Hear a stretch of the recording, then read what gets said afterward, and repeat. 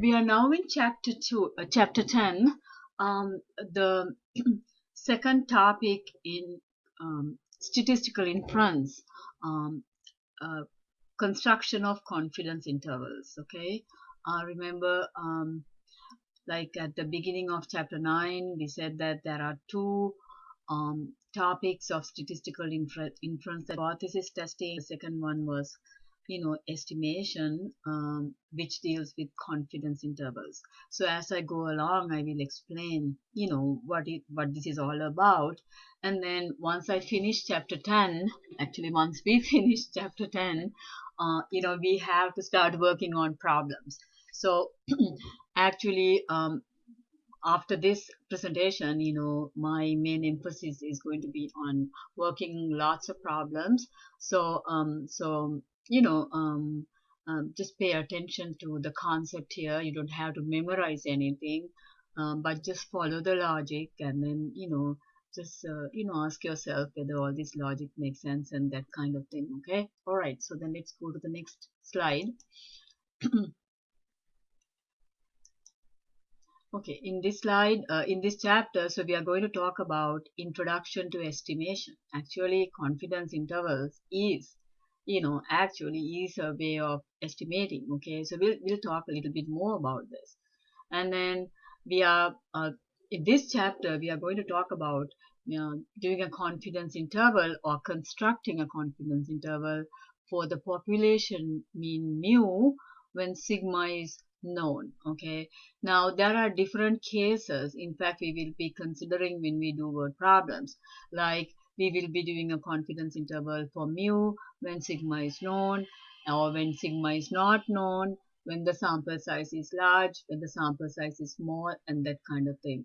So actually, so we would be typically the skill for this part of the course is, to figure out to what situation each uh, to what situation does each problem fit in, and then you will choose the appropriate formula and then go from there. Okay, so in one way it is a little bit like a cookbook. I in fact have thought of giving you guys a formula sheet, and then it's just a matter of looking at the formula sheet and then looking to see, okay, this situation belongs in here, so I will use this formula, and then you plug the numbers and then you get the answer and then the conclusion. Okay, so in one way it is not going to be that very difficult, but on the other hand, it has quite a bit of stuff, and more than anything, this chapter is also very useful. Okay, all right, so let's get going. So yeah, in this chapter we will be talking specifically about how you do a confidence interval for the population mean mu with sigma known. That means we know a numerical value for population standard deviation. Okay, and then we are also going to talk about sample size requirements. Actually, this is an important topic. Right before you do a survey, how are you going to figure out how many you are going to choose? Okay, and then also we are going to talk about the relationship between hypothesis testing and confidence intervals. Okay, in certain situations, the conclusions that you get for hypothesis testing, you can arrive using confidence intervals. So there is a connection. So we will see, what that connection is. Okay. All right. So let's ready for section 10.1 right here. Okay. So now introduction to estimation. First of all, there are two forms of estimation that is discussed in statistics. Okay. First one is point estimation.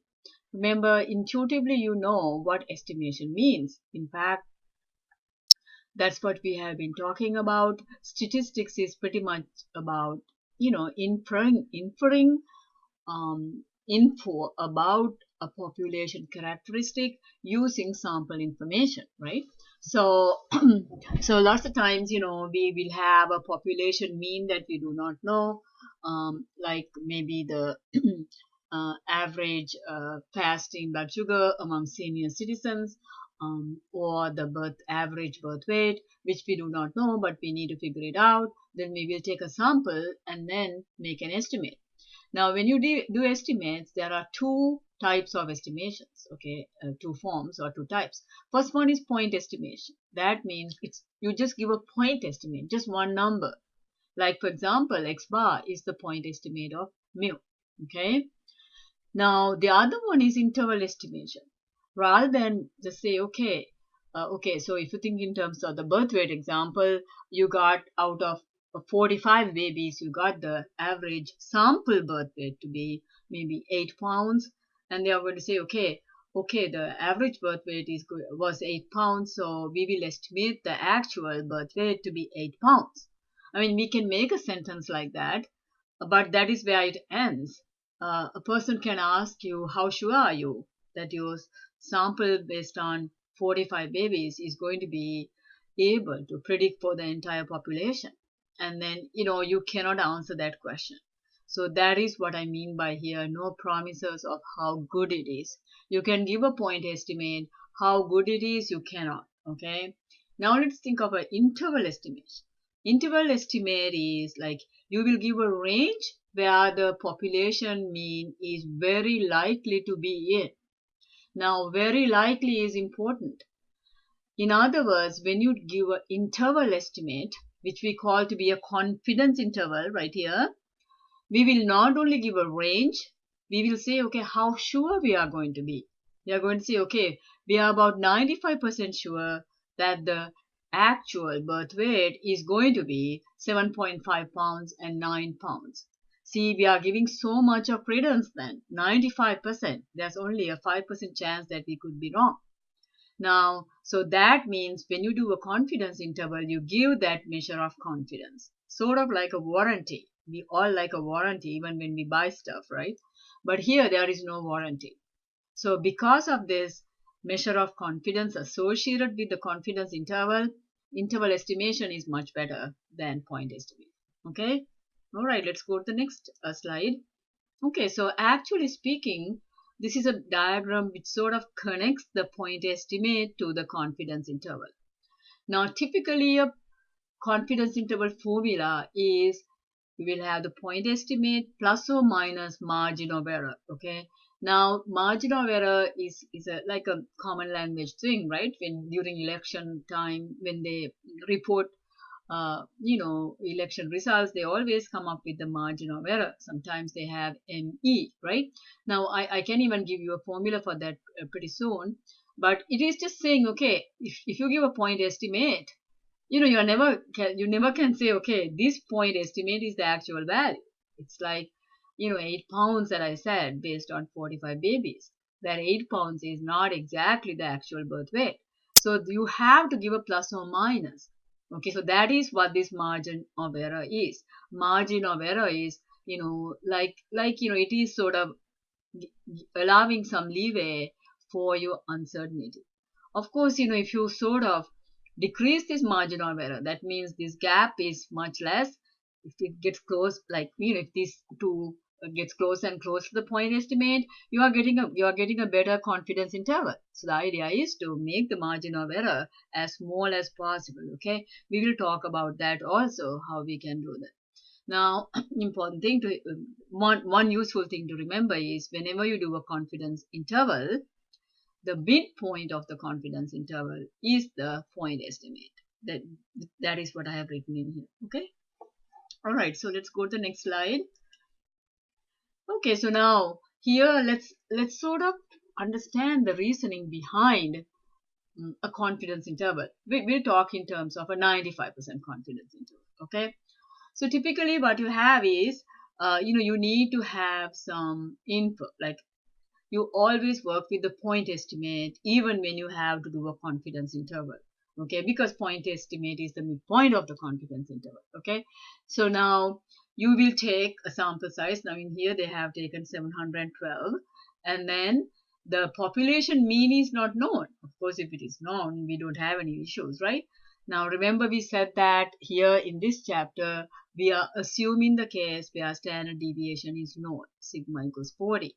Now, lots of times this may not be realistic, but on the other hand, this can be sort of from prior information or pilot surveys, you can get an idea of what sigma is. Okay, this doesn't have to be that very accurate if the aim is to estimate the population mean. Okay, it has to be making sense, but just a little bit of approximating is okay. Now, by the way, this simple SR stands for simple random samples, but since we did not talk about that, I will say based on repeated independent, based on a sum, I'll just not put those, okay? I'll just put like this, based on a sample of, no, I don't need this,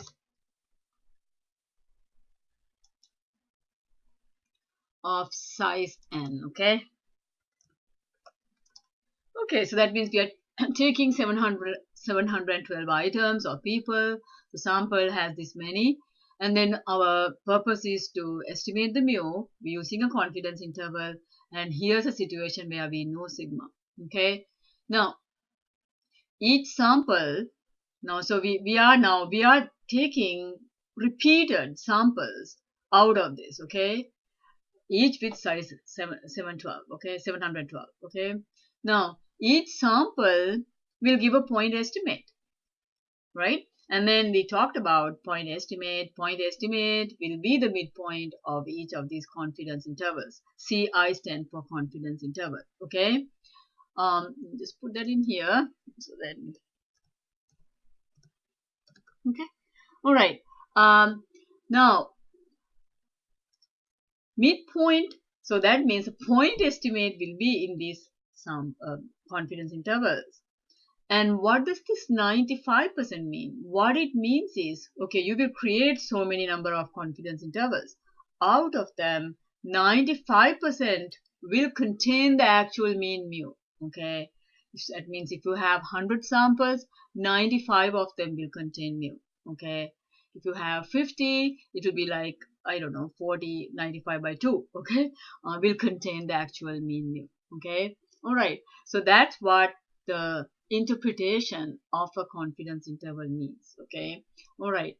Now, of course, each confidence interval has its midpoint to be the point estimate, but here we are talking about the actual mean. Actual mean also will be in these confidence intervals, not in all of them, only this proportion. Okay, all right, let's go to the next one. Okay, so here's the picture of what we talked about in the previous slide. So now now we have repeatedly taken samples of size n, 712. So we have taken so many. Here the first sample, here the second sample, here the third sample. Say for example, we have taken 100 samples, okay, and then out of all these 100 samples, we can calculate the mean. See, so and then we can create the sample mean histogram. So this is the sampling distribution of x bar. Okay, here you have it. Now the middle, the mean of x bar, if you remember, is the same as mean of x, which has the symbol mu.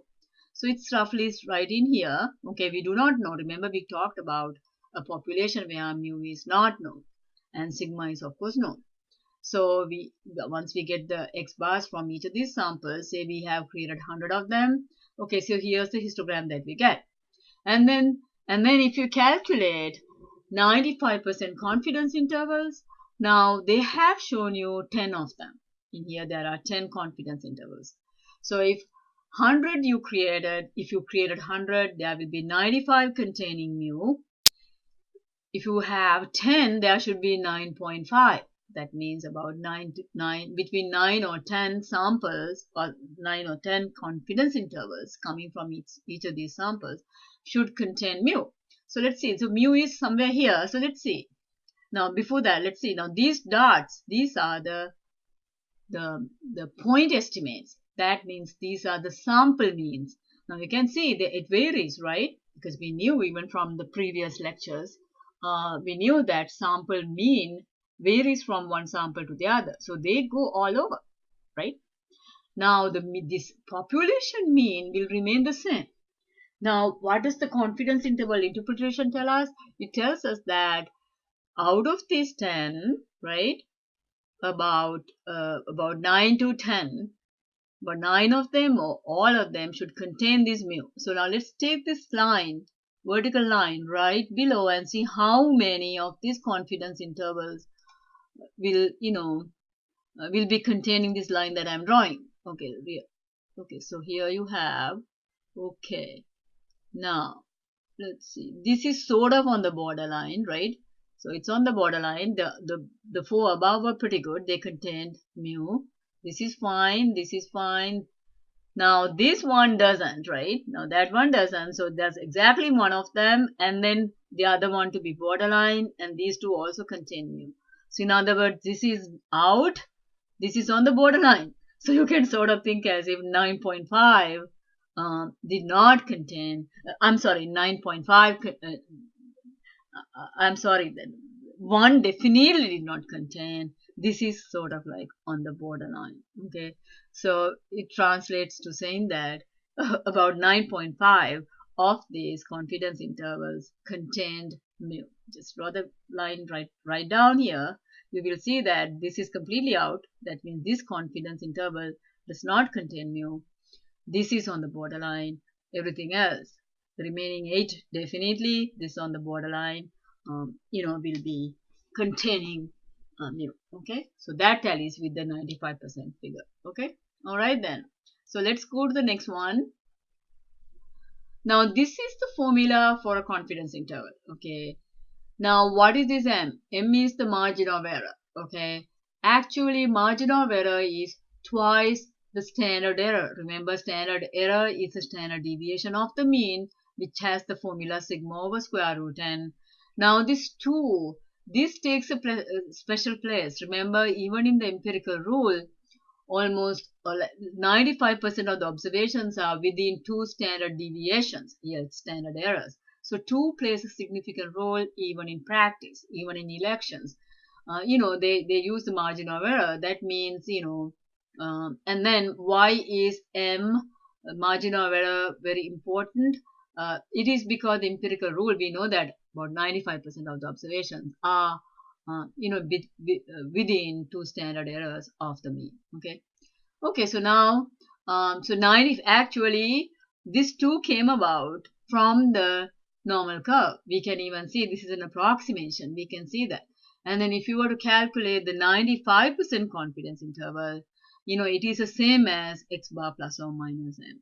In other words, if you are to do a 95% confidence interval, if you are given the margin of error, it's just a matter of adding and subtracting margin of error to the sample mean. Okay, now remember, margin of error it goes only with 95%. If you have 99%, if you want to do a 99% confidence interval, you cannot use m. Okay, because m goes with this 2, this value 2, is associated with 95. Actually, this is 95. With a 95 confidence, we will soon see it will be 1.96, which is approximately 2. Okay. And in fact, the empirical rule 2 is an approximation. Okay. All right. Let's go to the next one. Okay. So now, in fact, the picture in the next slide will show us this. The figure on the next slide shows a sampling distribution of means, which in fact we saw one. And then, of course, here they are considering only 5. And then out of the 5, they're saying that, okay, 3 of them will contain mu, which is okay. See, because if you were to take 10, there will be about, what did we say, 9.5. So when you divide 9.5 by 2, because we are now considering 5, it should be about 4, right? And then, so it is quite approximate. Okay, all but so all 4 contain mu except one of them, which is pretty good. 9.5 divided by 2 will be 4 point something. Okay, all right. Okay, so let's look at so here. So this is the sampling distribution of x bar. So it's a similar example. Here, of course, they are giving you 5 samples. And then here the midpoints turn out to be the means as you expected. Sample means actually. See, these are x bars, not the mu's. Mu is right here. So how many of this confidence interval will contain this mu? This does, this does, this does not. This does, this does. So out of 5, 4 contains. which is actually 95% approximately. Okay, 4/5.